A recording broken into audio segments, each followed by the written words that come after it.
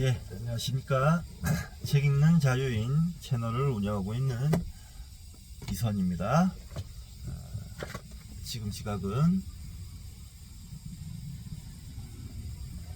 오늘 5월 13일, 지금 시각은 오전 6시 58분입니다. 저는 그리고 여기는 대한민국 경상북도 문경시입니다. 정확히는 문경휴게소 창원 방향에 위치해 있습니다. 오늘 지금 사실 일하러 왔는데요. 고속도로에 공사하는데 석축 같은 거를 이제 놓을 건가 봐요.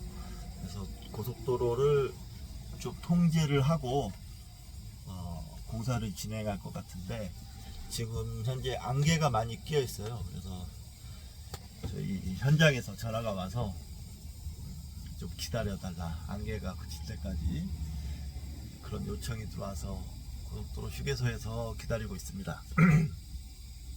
근데 지금 안개가 좀 쉽사리 거칠 것 같진 않고요. 아직도 많이 짙게 깔려 있어서 대기 시간이 길어질 것 같아서, 그러면 책이나 좀 읽자 싶어서 촬영을 시작하게 됐습니다. 조금 어색하긴 차에서 하는 게 세 번째인데 조금 어색해요. 어색한 마음을 달래기 위해서 선시를 조금 읽고, 오늘 두 번은 사랑하지 못하는 병 오디오북을 하겠습니다. 선시 그냥 펼쳐지는 대로 한번 읽어볼게요. 자, 그대를 보내고 초의 의순, 그대 보내고 고개 돌린 날은 저무는데 마음은 안개비에 아득히 졌네. 오늘 아침 안개비 따라 봄마저 가고 쓸쓸히 낙화를 마주하고 잠드네. 지금 딱 어울리는 시예요. 안개, 살짝 안개비도 내리고 있습니다. 그리고 봄도 가고 있죠. 5월달이면 이제 봄도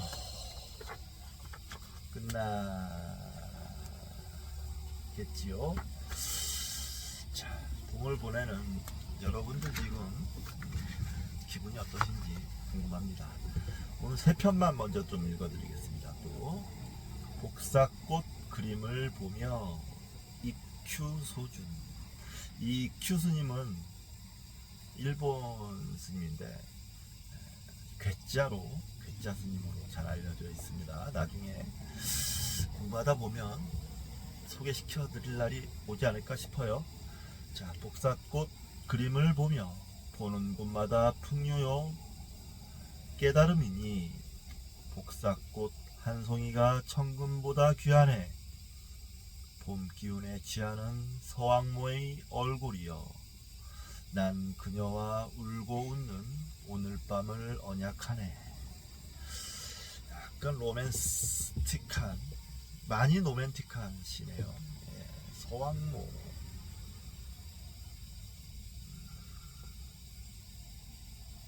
서왕모가 누구더라? 어디서 봤는데. 자, 그 다음. 자, 마지막. 중국 승려의 죽음을 애도하며 해초. 고향집 등불은 주인을 잃고 객지에서 보배나무는 다 꺾였네. 영혼은 어디로 떠나갔는가. 옷같은 모습 이미 재가 되었네. 생각할수록 애처로운 정만 더하고 그대 소원을 못다 이룸을 슬퍼하네. 누가 고향으로 가는 길 알 것인가. 부질없는 흰구름만 떠가고 있네. 조스님은 잘 아시다시피 왕오천 축국전을 쓰신 분으로 알려져 있지요. 같이 혹시 이 시가 같이 서역으로 멀리 여행을 떠나다가 돌아가신 동료 스님을 위해 쓴 시가 아닐까 하는 상상을 해봅니다. 자세히 배경을 몰라서요. 자, 이번 시간 두 번은 사랑하지 못하는 병, 스토리 6 금기입니다. 금기. 상처투성이 사랑. 또 무슨 이야기일까요? 매번 궁금증을 자아내게 합니다. 자, 오디오북이니까 편하게 읽겠습니다. 유부남을 사랑하는 여자, 그리고 그의 변명. 심각한 내용을 보겠습니다. 사지가 멀쩡한 정도가 아니었다. 유부남을 사랑하고 있어 너무 힘들다는 그녀는 누가 봐도 예쁘고 매력적이라고 생각할 만한 여자였다. 그런 그녀가 왜 뻔히 상처받을 것을 알면서도 유부남과의 관계를 유지하고 있는 걸까? 의아한 건 그가 가정을 버리고 그녀에게 가겠다는 확신을 주지도 않았고 그녀 또한 그것을 원하지 않았다는 사실이다. 나는 그럼에도 불구하고 그녀가 이 관계를 유지하면서 힘들어하는 건 자신을 학대하는 것과 같다고 생각했다. 심지어는 자신의 성적인 만족을 위해 계략을 쓴 유부남의 꼬임에 순진한 그녀가 넘어간 거라고까지 생각했다.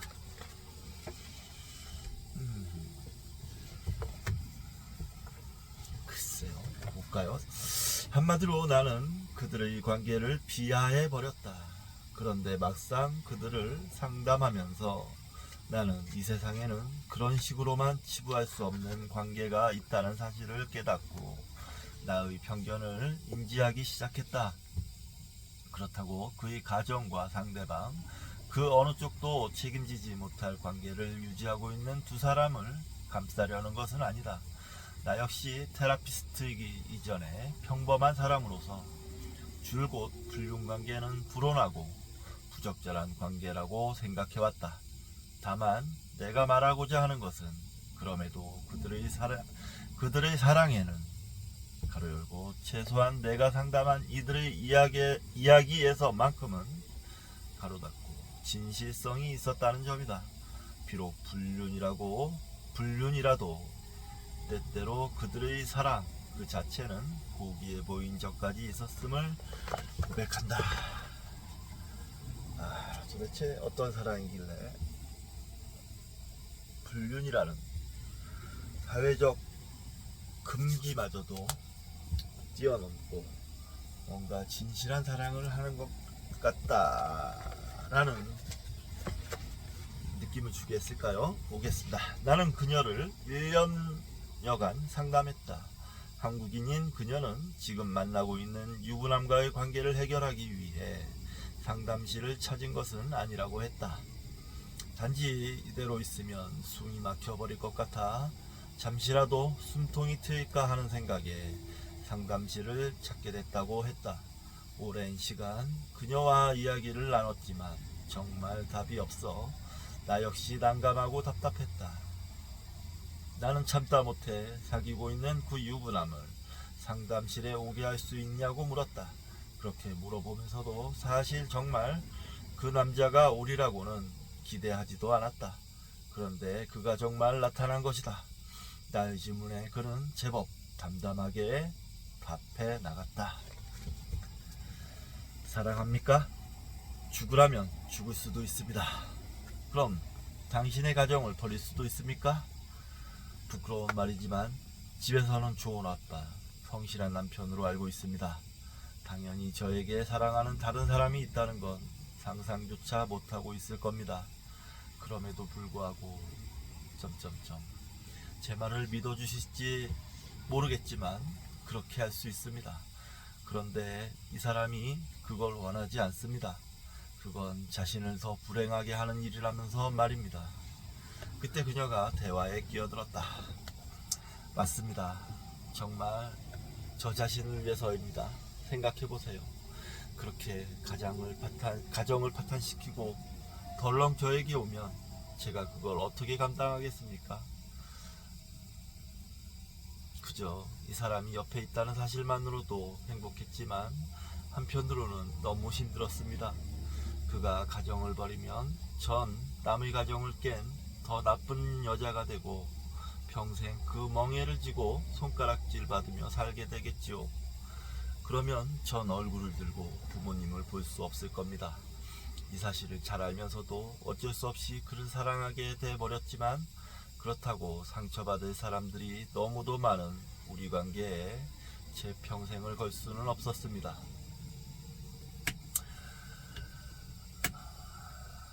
그래서 말렸습니다. 하지만 그런 말을 해준 것만으로도 화물 이 하이패스 사람에게 차로를 제한 속도 진심으로 이하로 고마워하고 진입하시기 있습니다. 바랍니다. 위반 시 처벌 대상입니다. 앞으로 어떻게 하실 생각입니까? 솔직하게 고백하겠습니다. 가정은 가정대로, 이 여자와의 사랑은 사랑대로 유지하면서 평생을 살고 싶습니다. 그렇게 하겠다는 것이 아닙니다. 저의 부끄러운 욕심을 말하고 있는 것입니다만 결국 헤어져야 하는 것을 잘 알고 있습니다. 그런데 구체적으로 뭘 어떻게 해야겠다는 생각은 없습니다. 그저 이 사람이 하자는 대로 할 것입니다. 그로부터 한 달여가 지났을 때 그녀는 드디어 큰 결심을 했다며 입을 열었다. 그와 헤어지기로 결심했습니다. 이 정도면 됐다고 생각합니다. 정말 후회 없는 사랑을 했고 제 인생에 다시 없을 행복한 나날이었습니다. 단 몇 달만이라도 그와 함께 살고 싶은 게 유일한 소원일 만큼 그 사람이 좋았습니다. 그녀는 그날 상담실에서 한참 눈물을 쏟아냈다. 그런데 며칠 후 그 남자가 나를 만나고 싶다며 예약도 없이 불쑥 상담실을 찾았다. 한 달 전에 봤을 때와 달리 그는 무척 초췌해 보였다.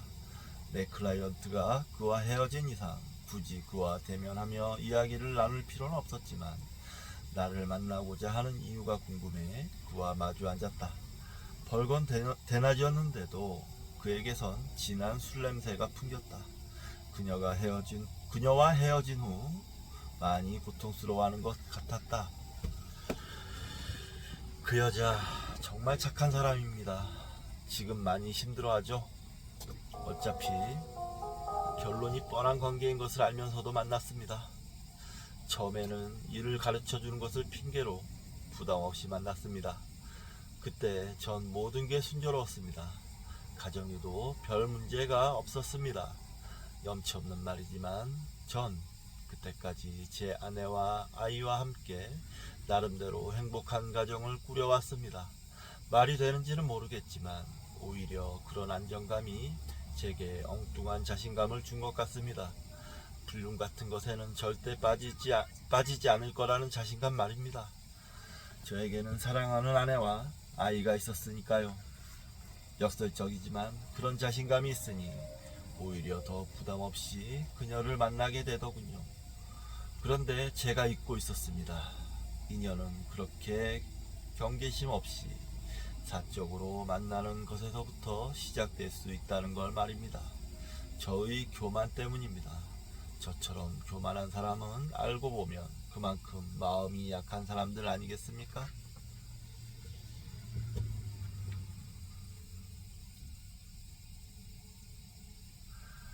부담 없이 몇 번 만나다 보니 마음이 가게 되고 더 자주 만나게 되고 결국 어느 날 보니 그녀를 사랑하고 있더라고요.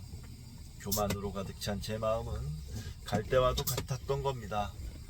그런데 이럴 수가. 그녀도 저를 사랑한다는 겁니다. 부담 없이 자주 만나면서 마음속 이야기도 편하게 털어놓고 그러다 보니 많은 부분을 의지하게 되고 나중에는 사랑으로 발전하게 된 것 같더군요.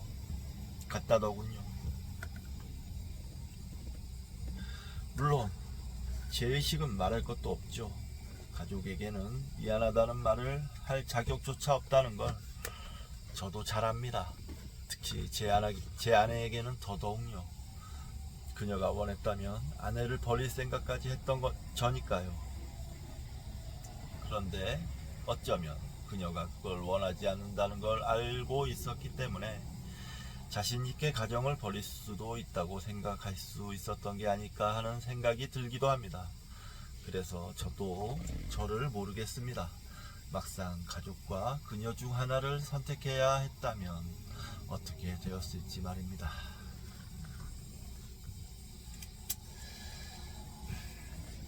그동안 정말 힘들었습니다. 참 웃기는 말이지만 하루는 너무 괴로워서 교회에 기도를 하러 갔지 뭡니까?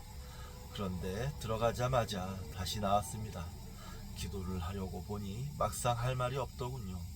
뭐라고 말할 수 있겠습니까? 그녀와 잘 되게 해달라고요? 아니면 아내와 그녀 모두 가질 수 있게 해달라고요? 정말 많이 외로웠습니다. 그런데 더 힘든 건 말입니다. 사랑하는 여자가 죽도록 힘들어할 걸 알면서도 더 이상 연락해서는 안 되는 이 상황입니다. 제가 할 수 있는 일이라고는 그녀가 더 이상 흔들리지 않도록 도와주는 것 뿐입니다. 이렇게 가만히요.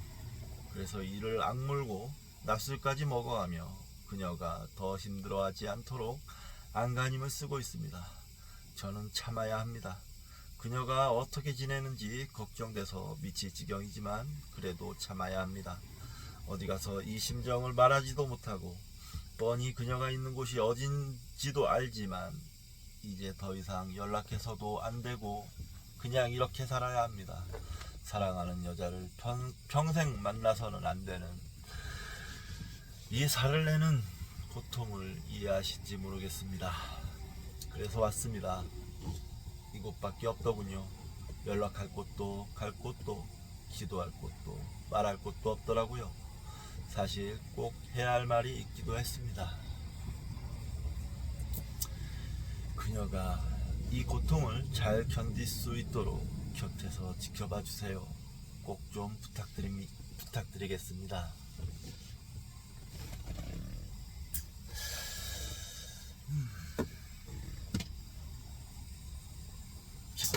난처하네요. 난처한 상황이에요. 자, 유부남을 사랑하는 여자들은 그녀 말고도 여럿 봐왔다. 사실 이들을 만나기 전까지 난 이런 사랑을 은연중에 비하하는 경향이 있었다. 말했듯 상처받을 것을 알면서도 그런 사랑을 버리지 못하는 모습들이 답답했고 그것은 자학과 다를 바가 없다고 생각했기 때문이다.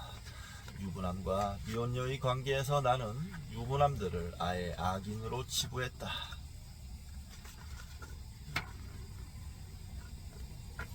집에서는 멀쩡하게 평범한 생활을 꾸려나가고 뒤에서는 결혼하지 않은 처자들과 사랑을 나누는 모습이 내게는 위선처럼 여겨졌다. 무엇보다 자신의 욕심을 채우기 위해서라면 다른 사람들의 상처는 아랑곳하지 않는 사람들이라는 생각이 들었기 때문이다. 하지만 어찌 보면 이런 생각이야말로 교만이 아니었을까. 떳떳하지 않은 사랑임은 부정할 수 없지만 또한 악의를 가지고 이중생활을 일삼는 유부남들도 분명 있을 테지만 모두에게 같은 잣대를 들이대고 다른 사람의 사랑을 쉽게 판단하는 게 옳은 일일까? 그렇다고 해서 유부남과의 연애를 찬성하거나 감쌀 생각은 추호도 없다. 그것은 당사자들과 얽혀있는 다른 사람들이 받게 될 상처를 정당화하는 일이기 때문이다. 하지만 두 사람의 이야기를 들으면서 나는 처음으로 떳떳할 수 없는 그들의 이야기도 사랑 그 자체만 놓고 본다면 고귀하고 소중할 수도 있다는 생각을 했다. 그럴 수 있죠. 왜냐하면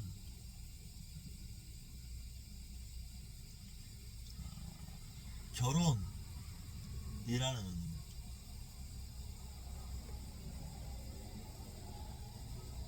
것보다 사랑이 훨씬 크니까요. 네. 자, 상처 감싸기의 심리학. 상처는 잘못 건드리면 더 커지게 된다. 상대방의 상처를 심리적으로 더 악화시키는 사람들은 대부분 정해져 있는 것 같다. 매사에 사적인 감정을 담아 말하는 사람과 자신의 일이 아니라는 이유로 대수롭지 않게 막말을 내뱉는 사람들이 바로 그들이다. 아, 예, 동감합니다. 이런 사람들 참 힘들죠. 저도 좀 반면에 스스로도 그러지 않기를 좀 반성도 좀 해봅니다. 그러면 안 되죠. 저도 살면서 많은 상처 주는 말들을 해왔다라고 생각하는데 반성을 합니다. 예. 안 그러려고 노력하고 있어요, 요즘에는. 이건 참 작은 일 같아도 매우 큰 일입니다. 예.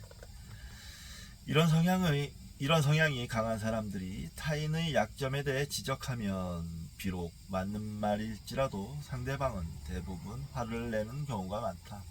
그렇죠. 이건 여담이지만 오래전 내가 알고 지내던 한 선배가 있었다. 사치스러워 보일 정도로 유복하고 매사에 자신만만해하는 선배였는데 하루는 후배들과 함께 모인 자리에서 의기양양하게 이런 질문을 했다. 나는 상당히 마음이 열린 사람이야. 오늘은 나에 대한 너희들의 생각을 듣고 싶다. 좋은 말은 절대 하지 말고 내가 고쳐야 할 점에 대해서 한마디씩 해봐. 그의 후배들은 돌아가면서 저마다 한마디씩 얘기했다. 형은 정이 너무 많은 게 문제예요. 아무리 후배들을 위한다지만 그렇게 돈을 물쓰듯 하면 어떡합니까? 자신을 먼저 챙기세요. 형은 불의를 참지 못하고 너무 직설적으로 말하는 버릇이 있어요. 그러다가 미움을 받을 수 있으니 조심하세요. 이게 뭐하는 짓들인지 다들 눈치는 뻔해서 하는 생각을 하던 찰나 내 옆에 앉아있던 한 친구가 충격적인 말을 내뱉고야 말았다. 덕분에 내 차례까지 오지 않은 것은 정말 다행이었다. 그렇지 않았다면 나도 남들처럼 적당히 아부성 발언을 해야 했을 테니까. 형님은요, 너무 이기적인 것 같아요. 낭비벽도 심해요. 부모님한테 돈 받았으면서 그게 자기 능력이냐고 유세하지 않았으면 좋겠어요. 부모님께 의지하지 않아도 형님은 돈 벌 능력이 있잖아요. 이것만 고치면 형은 완벽할 거예요. 화기애애했던 분위기는 순식간에 가라앉았다. 그날 선배는 필름이 끊길 때까지 술을 들이켰다. 그때 처음 본 그의 주사는 참 가관이었다. 고래고래 소리를 지르는 것은 기본이었고 후배들 얼굴을 툭툭 치기까지 했다. 결국 마지막에는 딱 두 사람만이 그 선배 곁을 지켰는데 한 사람은 무식한 직원으로 물음표가 있습니다. 무식한 직원으로 사건의 원인을 제공한 그 친구 녀석이었고 또 한 사람은 알코올 알레르기가 있어 술을 못 마시는 나였다. 친구는 죄스러운 마음에 술을 못 마셨던 나는 그 선배를 안전하게 데려다 줄 수 있는 몇 안 되는 사람 중 한 명이어서 남게 된 것이었다. 늦게까지 남아 선배를 책임져야 하는 상황이 못마땅했고 그런 상황을 만든 그 친구 녀석이 원망스러웠다. 너 이 자식 입 있다고 그렇게 막말하면 어떻게 하냐? 친구는 곤란한 표정을 지으며 이렇게 말했다. 자신이 고쳐야 할 점에 대해서 말해달라고 해서 난 정말 몰랐어. 그러니까 진실을 이야기하면 안 되는 자리였어? 그 친구는 보통 사람들은 부담스러울 정도로 순진했던 것이다. 이처럼 자신이 가지고 있는 상처를 있는 그대로 받아들일 수 있는 사람은 흔하지 않다. 맞습니다. 저도 그런 직설적인 얘기, 저에 대한 직설적인 비판을 들으면 저도 많이 흔들리고 불쾌하기까지 하고 하루 종일 그 생각이 나죠. 그러니까 좀 조심하긴 해야 해요. 어떤 직원을 한다는 건 되도록 좀 피하는 게 좋은 것도 같습니다. 생각을 해보면. 불도 꺼졌는데.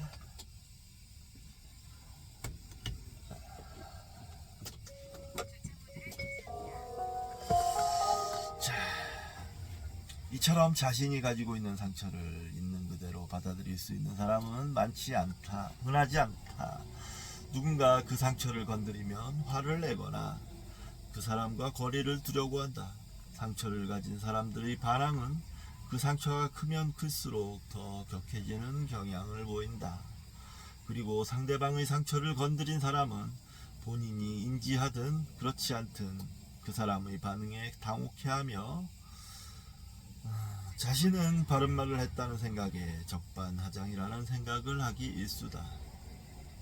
사람들은 이렇듯 자신들의 상처를 감싸려는 심리를 가지고 있다. 앞에서 말한 유부남과 미혼녀의 사랑도 마찬가지다. 자신들의 사랑이 잘못된 것임을 너무도 잘 알고 있다는 사실 자체가 그들에게는 상처가 되고 이것이 그들을 힘들게 한다. 따라서 둘의 사랑이 잘못된 사랑이라는 것을 다른 사람들이 말해준다고 해도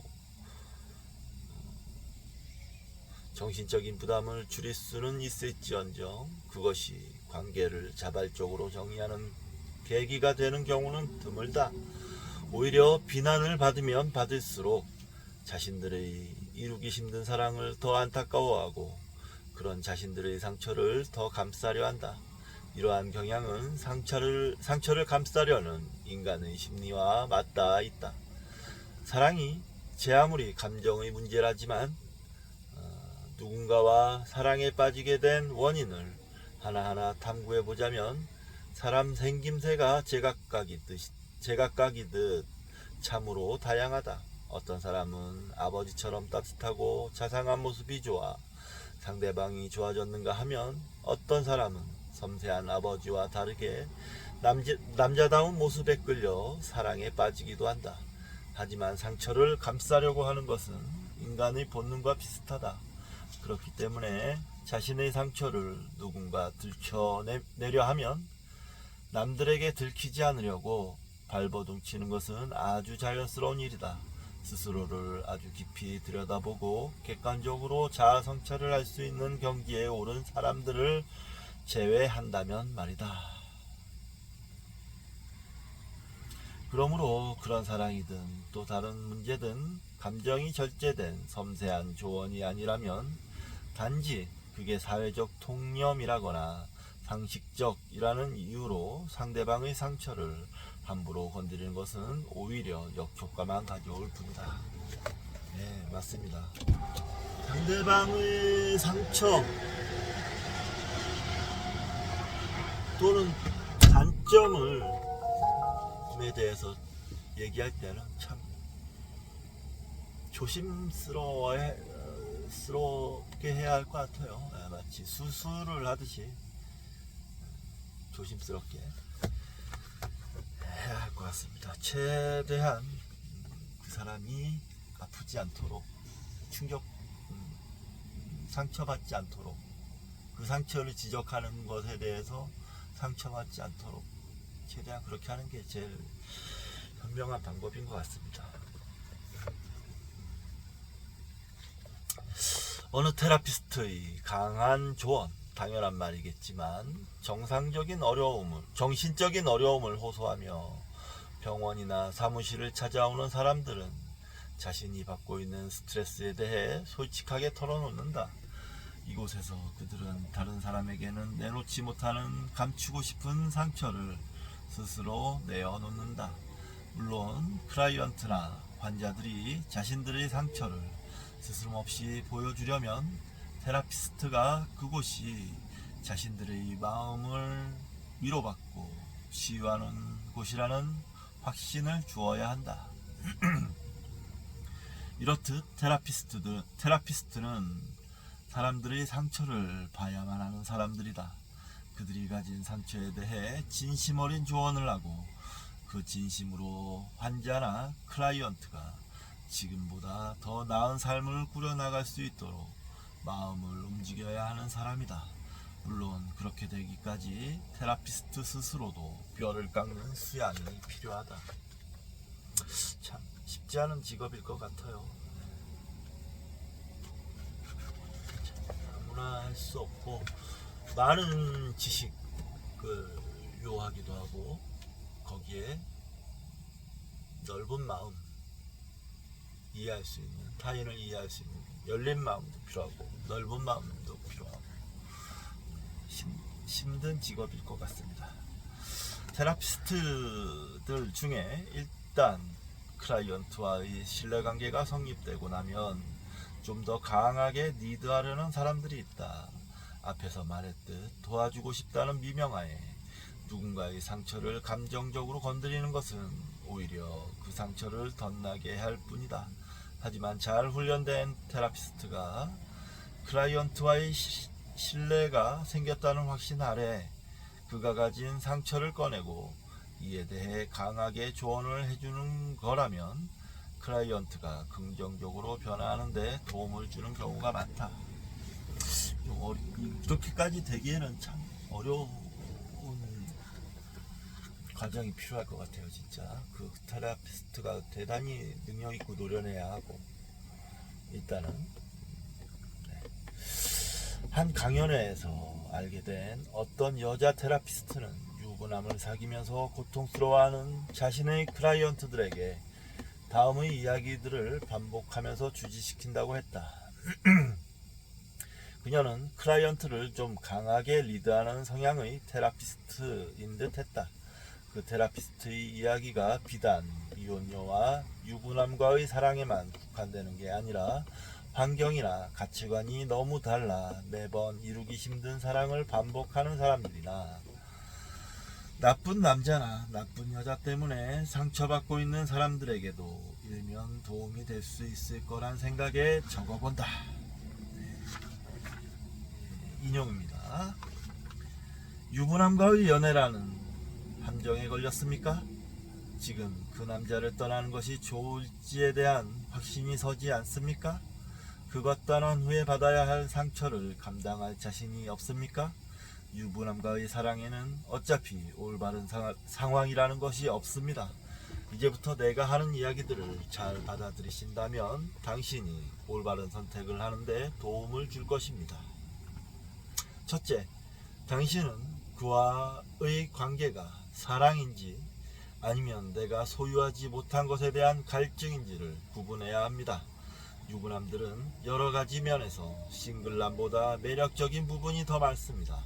만약 당신이 그를 만나는 이유가 싱글남이 갖지 못한 그 무엇을 그가 갖고 있기 때문이라면 그건 아주 위험한 관계입니다. 조건을 떠나 진심으로 그를 사랑하고 있는지 아닌지를 판단하는 게 얼마나 어려운지 저도 잘 알고 있습니다. 하지만 꼭 기억해야 할 것이 있습니다. 사랑은 대부분 자기 자신보다 상대방을 위하는 감정입니다. 당신이 누군가를 진정 사랑한다면 당신은 자신의 희생을 감수하는 한이 있더라도 그에게 도움이 되고 그에게 좋은 일을 하게 됩니다. 그런데 유부남과 사랑을 하는 경우 이렇게 상대를 위해 기꺼이 희생을 감수하는 사랑은 성립 자체가 어렵습니다. 그렇네요. 둘째, 만약 두 사람이 진정한 사랑을 하고 있다고 해도 말입니다. 그런 관계가 해피엔드가 될 가능성은 거의 희박합니다. 생각해보세요. 가정을 파탄낸 비도덕적인 사람이라는 사회적인 낙인이 찍힌 채로 평생 사랑을 이어나갈 자신이 있는지 말입니다. 지금껏 지켜온 가정을 버려야 하는 부담은 남자에게 있습니다. 지금까지 자신이 이뤄놓은 모든 것을 다 버려야 하는 위험 부담을 뻔히 알고 있는데도 불구하고 정말 자신의 아내를 떠나는 유부남들은 거의 없습니다. 직시하세요. 그게 현실입니다.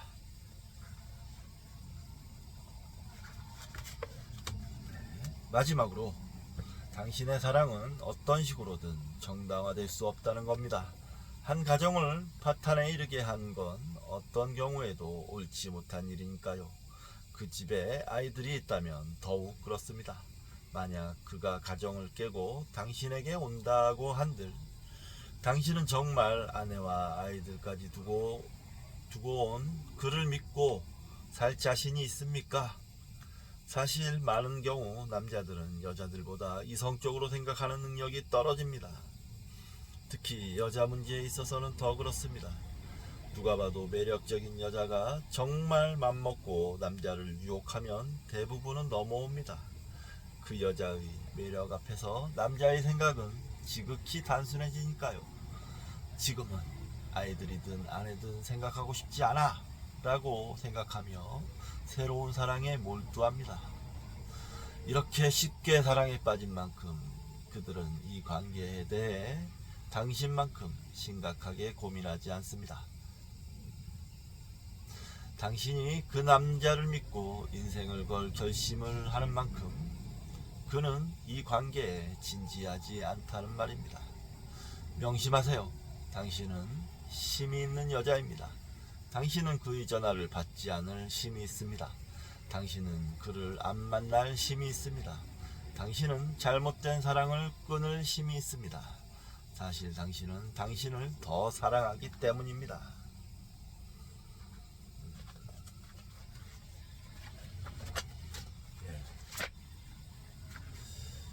일반적인 경우, 그렇죠. 일반적인 경우. 여기서 일반적이라는 건 대부분이라는 겁니다. 뭐 비율로 따지자면 99% 정도 될까요? 나머지 1%가 그런 문제인데, 저는 그런 경우를, 그 나머지 1%를 이런 경우로 봐요.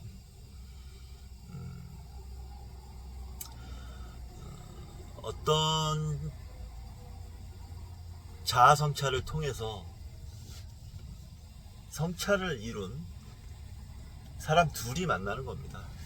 근데 하필 그 한쪽이 결혼을 하게 된 거죠. 그렇게 되면 문제가 달라집니다. 그 성찰을 이룬 사람들은 진정한 사랑을 하거든요. 그 전에 일어났던 것들은 다 껍데기에 불과해져 버리죠. 그러면 그런 경우 진정한 사랑을 찾아 떠나는 경우도 있을 겁니다. 하지만 뭐 대부분은 그렇지 않다는 것도 우리가 좀 살펴봐야겠네요.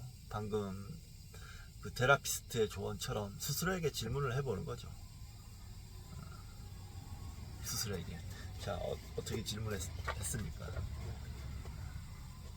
첫째, 당신은 그와의 관계가 사랑인지 아니면 내가 소유하지 못한 것에 대한 갈증인지 구분해야 합니다. 이 질문을 먼저 해봐야 되고요. 둘째, 만약 두 사람이 진정한 사랑을 하고 있다고 해도 말입니다. 그런 관계가 해피엔드가 될 가능성이 거의 희박합니다. 생각해보세요. 가정을 파탄낸 비도덕적인 사람이라는 사회적인 낙인이 찍힌 채로 평생을 이어나갈 자신이 있는지 말입니다. 이 부분에 대해서도 생각해봐야 되겠죠. 마지막으로 당신의 사랑은 어떤 식으로든 정당화될 수 없다는 겁니다. 한 가정을 파탄에 이르게 한 건 어떤 경우에도 옳지 못하니까요. 옳지 못하니까요. 이 세 질문에 대한 질문을 스스로 해보시고 이거를 진짜 뛰어넘을 수 있다면, 초월할 수 있다면 그건 이제 본인들의 선택이 되는 거겠죠. 대부분은 그렇지 않다는 거, 그게 더 중요합니다만 아닌 경우도 있다는 거 또 열어놔야 된다라는 생각을 해봅니다. 예, 한편 또 다 읽었습니다. 아이고, 아침에 이렇게 대기를 하면서 미디어북을 하는 것도 좋네요. 뭐 이러면서 진도 조금씩이라도 나가면 좋지 않겠습니까? 요즘에 일을 좀 열심히 하고 있는데 이번 주는 스승의 날이 금요일이에요. 그래서 스승의 날 행사가 있어서 목요일까지만 일을 할 겁니다. 그러니까 내일까지만 일을 하고 이번 주 스승의 날 행사 잘 갔다 오고 주말 보내고 다음 주 또 열심히 일하고 뭐 이런 식으로 될 것 같고요. 그리고 스타리아 그거는 오늘 아마 계약을 할 텐데 가계약을 할 텐데 후반기에나 그게 보조금 지원을 받을 수 있을 것 같다고 해서 가능하면은 후반기가 될 것 같고 후반기에도 안 될 수도 있다고 합니다. 그래서 좀 더 기다려야 되는 상황이 오지 않을까 싶네요. 뭐 돈도 없긴 하지만 그 한편으로 그래 좀 조금 뭐랄까 좀 마음이 놓여요. 부담을 적게 갖게 될 테니까요. 그래도 캠핑을 빨리 시작하고 싶습니다. 자, 이번 시간 선시는 시작할 때 읽어드렸고요. 이렇게 나와서는 이 책 선시 석지현 역고 옮김 전암사出판사에서 나왔는데요. 이 선시를 읽어드리도록 하겠습니다. 선시 뭐 저자에 대해서 잠깐 소개 좀 시켜드리고 끝낼게요. 석지현 1946년에 태어나 1958년 부여 고란사에서 입산하였다. 1969년 중앙일보 신춘문예에 시가 당선되었으며 70년대 동인으로 활동하였다. 1973년 동국대학교 불교학과를 중퇴하고 1974년부터 삼각산 화계사에서 덕산, 환성, 노스님을 모시고 선수행과 벽암록 선시 공부를 시작하였다. 1977년 이후 인도, 네팔, 티베트, 예루살렘, 뉴욕 등지로 떠돌며 답사하였다. 1983년 조계산 송강사에서 구산 스님을 은사로 재입산하였고 1990년 이후 다시 비승비속 산인으로 돌아와 현재는 나도산 아래 반산초당에서 정진하고 있다. 저서와 역서로 선시, 선으로 가는 길, 불교를 찾아서 수타니파타, 법구경, 벽암록, 바가바드 기타, 우파니샤드, 해초의 길을 따라서 인도 방랑기, 마하무드라의 노래 등이 있다. 이분 책은 제가 꽤 많이 갖고 있어요. 글을 아주 잘 쓰시고 번역도 많이 하셨고 글이 근데 좀 대단히 주관적입니다. 번역을 하셔도 그렇고 뭘 하셔도 번역도 대단히 주관적으로 자신만의 세계를 갖고 하시는 분이세요. 또 이분이 재밌는 게 오쇼라지니시를 찾아가서 그 밑에서 거기 오쇼라지니시 아시람에서 수행한 경력도 가지고 있고 참 별난 귀인이라고 말씀드릴 수 있을 것 같습니다. 자, 이번 시간은 여기서 마치고 오늘 집에 들어가서 기운이 좀 있으면 공부를 좀 하든지. 근데 대체로 기운은 없어요. 집에 들어가면 힘들어서 잠자기 바쁩니다. 자, 이번 시간 여기서 마치도록 하겠습니다. 감사합니다.